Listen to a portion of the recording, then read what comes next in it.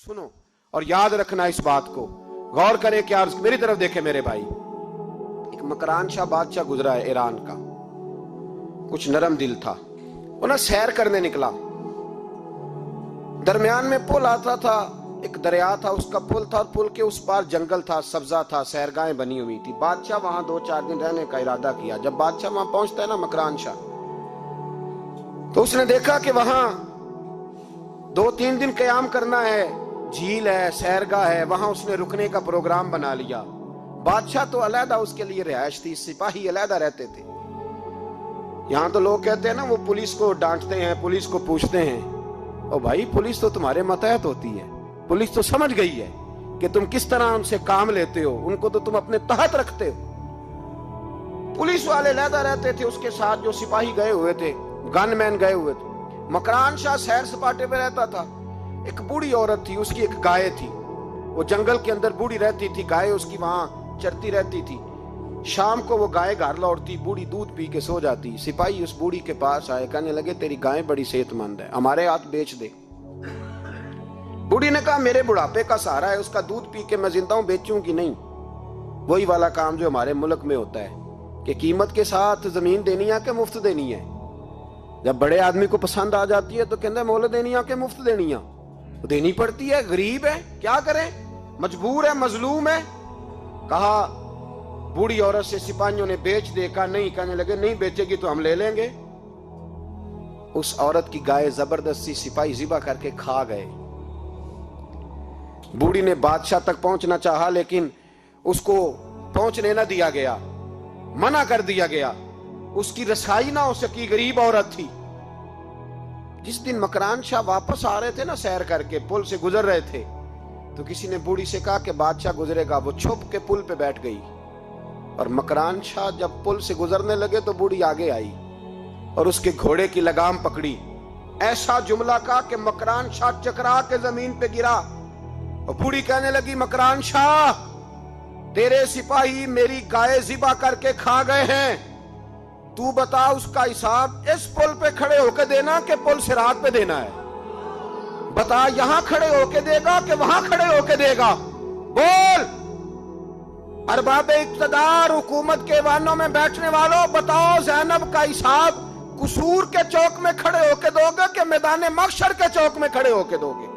बताओ कहां हिसाब देना है, यहां देना है कि वहां देना है?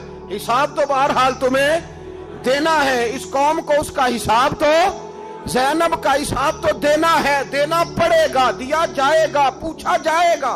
बताओ यहां देना है कि वहां देना है? देना तो पड़ेगा। यहां दोगे तो हो सकता है कयामत में बच जाओ, और अगर यहां नहीं दोगे तो वहां लटका दिए जाओगे, रुसवा किए जाओगे, पूछा जाएगा। मकरान शाह चकरा के गिरा जमीन पे, और गिर के कहने लगा बीबी मैं वहां हिसाब नहीं दे सकता, दो देना यही ले ले, जो लेना यही ले ले, आ जाओ आ जाओ, वक्त है, गुंजाइश है, मोहलत के दिनों में तौबा कर लो, पलट आओ, अल्लाह के हुजूर हाजिर हो जाओ। इस मुआशरे को सफाई की जरूरत पड़ गई है। इस मुआशरे में हर आदमी अपना किरदार अदा करे, जालिम के खिलाफ उठे, बेहयाई, फहाशी, उरियानी, बदनिगाही, इसके खिलाफ उठे। हजरत अमीर मुआविया रदी अल्लाह ताला अन्हु अपने दौरे हुकूमत में बाहर निकले। एक बीबी बापर्दा औरत बुरके में गली में घूम रही थी, बुरका डाल के। हजरत अमीर मुआविया दौड़ के मस्जिद चले गए, रोने लगे, कहने लगे सहाबा के जमाने में ये औरतें गली में आ गई हैं, हमारे दौर में ही आ गई हैं, कहीं अल्लाह का कहर नाजिल ना होते। हालांकि वो बापर्दा थी बीबी। यहां तो बड़ी डटाई के साथ फ्रंट सीट पे बेपर्दा औरत को बिठाया जाता है और दलीलें दी जाती हैं कि हम पढ़ लिख गए, FSC और BSc हमारी तालीम है, हमारे पास अभी ताजी तो कार आई है, तो बताएं ना कि जो कार पे बैठी है वो कार की मालकन है। यहां तो हर चीज खोल के बयान करना लोगों ने अपने लिए जरूरी समझ लिया है, अपने कल्चर का हिस्सा बना लिया है। खुदारा फाशी के खिलाफ, बेहयाई के खिलाफ, उरियानी के खिलाफ उठो और इस पुल को बांधो। जब तक फाशी रहेगी, उरियानी रहेगी। पाकिस्तान में 10 के करीब बच्चों के साथ रोज ज्यादती होती है। ये आपके कौमी अखबारात की आज सुबह की रिपोर्ट है। ये तो वो चीजें हैं जो खुल के बाहर आ गई, और इसके अलावा जो बेहयाई के अड्डे खुले हुए हैं, न जाने उनकी तादाद कितनी, किस कदर ज्यादा ظلم ہو رہا ہے. میرے رسول پاک صلی اللہ تعالی وسلم نے فرمایا جب کوئی زنا کرتا ہے تو ایمان اس کے سینے سے نکل جاتا ہے اس کے سینے سے. آنکھوں پر پردہ ہونا چاہیے, کانوں پر پردہ ہونا.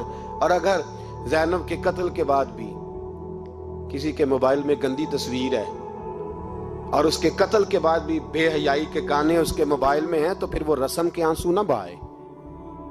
پھر وہ صرف 2 منٹ کے لیے آگے بڑھ کے مرثیہ خانہ بنے. وہ پھر شاعر اور ادیب بننے کی کوشش نہ کرے.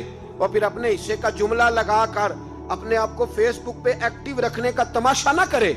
کیا مطلب ہوا ان چیزوں کا؟ اگر ابھی بھی برائی کے خلاف نہیں اٹھنا, بے حیائی اور فحاشی کے خلاف نہیں اٹھنا, میرے عزیزو آخری بات سننا اور اس کو ہمیشہ یاد رکھنا. میرے نبی پاک صلی اللہ تعالی علیہ وسلم نے فرمایا ہے کسی ایک مسلمان کے قتل میں اگر اہل زمین اہل آسمان سارے بھی شریک ہو جائیں, سارے, تو فرمایا ہو سکتا ہے اللہ سب کو جہنم میں ڈال دے. اس لیے کہ جو قتل ہے نا, قتل ایک ہے زیادتی اور ایک ہے پھر اس کے بعد قتل. ایک انسان کا قتل انسانیت کا قتل ہے. اتنا بڑا ظلم. اور یہاں تو اب قتل کی خبر آ جائے نا اخبار پہ تو اتنی دلچسپی والی رہتی نہیں.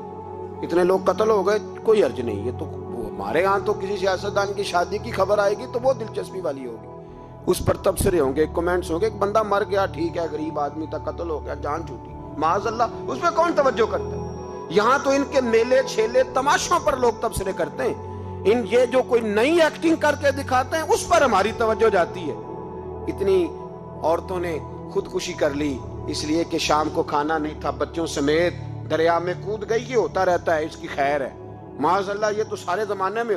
یہ دیکھو کہ کسی سیاسی لیڈر نے کوئی نئی ایکٹنگ کی ہے تو اس پر تبصرہ کرتے ہیں, اس پر تھوڑی دیر بیٹھتے ہیں. او خدا کے بندو, اپنی ترجیحات بدلو. میں کہا کرتا ہوں ان کی گاڑیوں کے پیچھے بھاگنا چھوڑ دو گے تو یہ صحیح ہو جائیں گے. ان کی جائز ناجائز چیزوں پر نعرے لگانے بند کر دو گے تو یہ صحیح ہو جائیں گے. خدا را, زینب تو چلی گئی پر ہمیں ایک پیغام چھوڑ کے گئی ہے کہ فحاشی کے خلاف اٹھ کھڑے ہو. اب ظلم کے خلاف لڑنا سیکھو. اب اپنے اندر یہ طاقت پیدا کرو. ہمیں سارا پتہ ہوتا ہے لیکن اس کے باوجود ہم ظالموں کے ساتھ کھڑے ہو کے ان کی تعریفیں کرتے ہیں, تصویریں لگاتے ہیں, سپورٹر ووٹر بنتے ہیں. اب اس کام سے باز آ جاؤ. خدا را, اب بھی سمجھ جاؤ. اے اللہ, جمعے کے دن اس اجتماع میں تیری بارگاہ میں دعا کرتے ہیں, خداوندہ ساری بیٹیوں کو حفاظت کا پردہ عطا فرما. اللہ سب کے لیے حفاظت کے پردے نصیب فرما. اور میرے مولا ظالموں کو کیفر کردار تک پہنچا. اللہ ان ظالموں کو نشان عبرت بنا. خداوندہ ان ظالموں